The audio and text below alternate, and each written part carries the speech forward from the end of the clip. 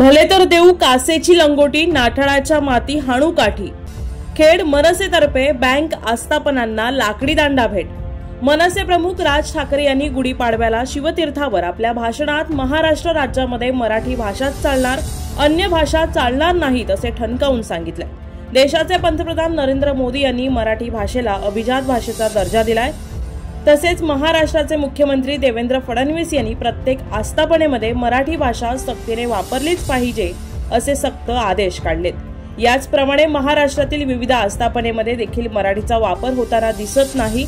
याच अनुषंगाने मनसे प्रमुख राज ठाकरे यांच्या आदेशानुसार व खेड नगर परिषदेचे माजी नगराध्यक्ष तथा मनसे राज्य सरचिटणीस वैभव खेडेकर यांच्या नेतृत्वाखाली खेडमधील सर्व बँक आस्थापनांमध्ये सर्व कर्मचारी यांनी मराठी बोलताच आलं पाहिजे, बँकेचे सर्व व्यवहार मराठीत झाले पाहिजेत यासाठी शांततापूर्वक निवेदन देण्यात आलं।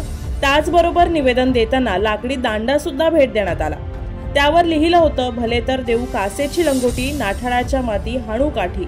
आपल्या रोजच्या व्यवहारात मराठी बोलण्याचा वापर झालाच पाहिजे असे मनसेकडून ठणकावून सांगण्यात आलं।